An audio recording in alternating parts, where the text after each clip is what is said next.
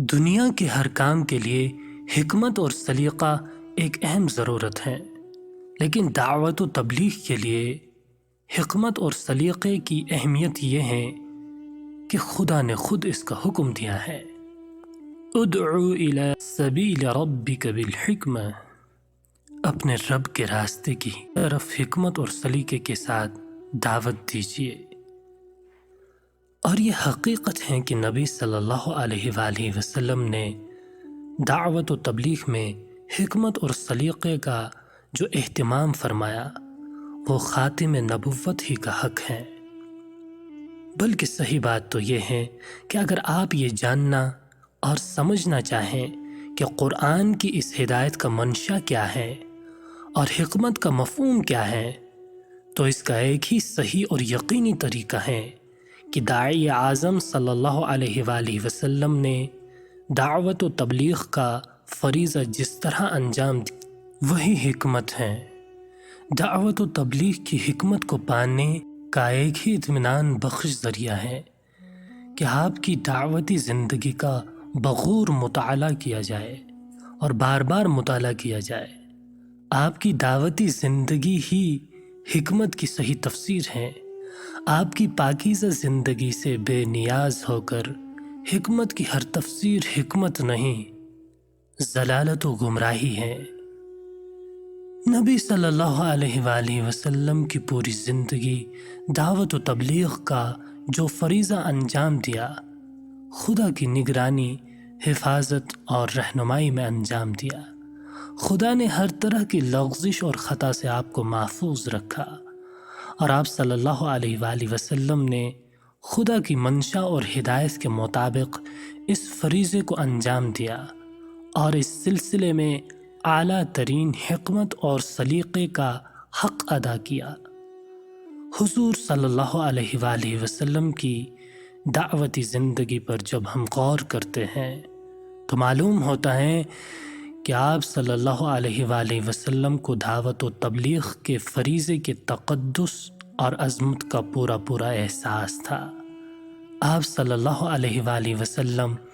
انسانی نفسیات کا بھی لحاظ فرماتے، مخاطب کے جذبات اور احساسات کا بھی خیال رکھتے، موقع اور محل کو بھی نگاہ میں رکھتے، اور یہ بات بھی پیش نظر رہتی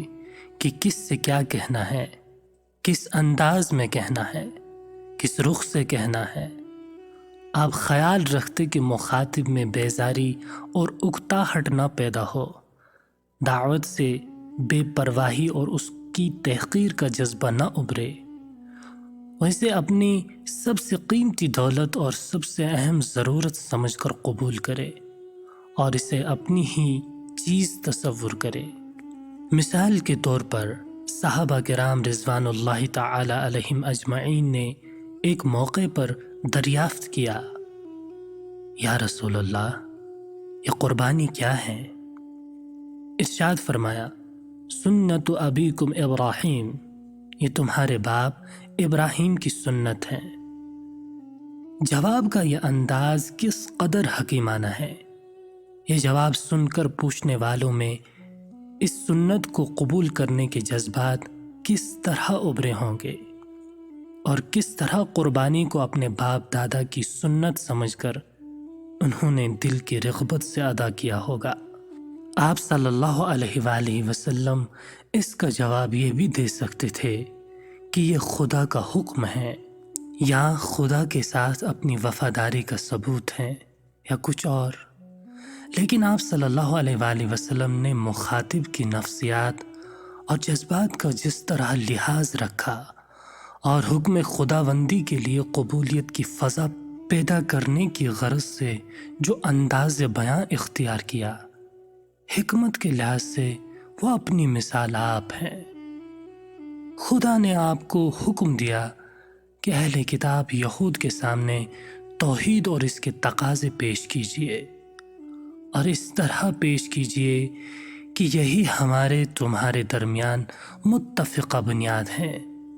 ہم بھی اسے مانتے ہیں، تم بھی اسے ماننے کا دعویٰ کرتے ہو، تو آؤ اس کے تقاضوں پر غور کریں اور ان کو پورا کریں۔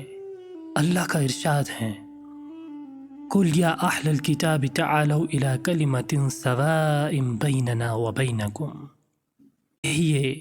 اے اہل کتاب، آؤ ایک ایسی بات کی طرف جو ہمارے اور تمہارے درمیان یکساں ہے۔ اس ہدایت سے یہ حقیقت سامنے آتی ہے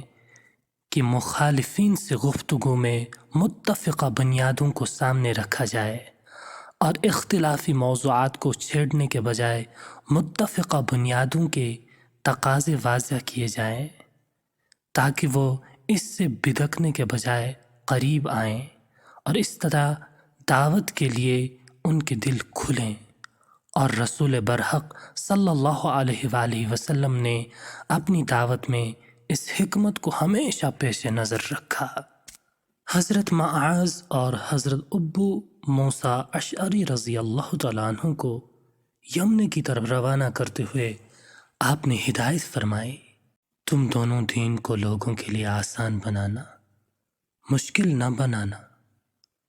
لوگوں کو دین کے قریب لانا، ایسا نہ کرنا کہ لوگ دین سے بدک جائیں اور دور بھاگ جائیں۔ دین کو آسان بنانے کا مطلب یہ ہے کہ دین کی دعوت اس طرح پیش کی جائے کہ مخاطب کو دین اپنانا اور اس پہ عمل کرنا آسان محسوس ہو۔ دین کو اس انداز سے سامنے نہ لایا جائے کہ سننے والے کی ہمت جواب دینے لگے اور وہ کچھ اس طرح سوچنے لگیں کہ ایسے دین کو قبول کرنا ان کے بس کی بات نہیں۔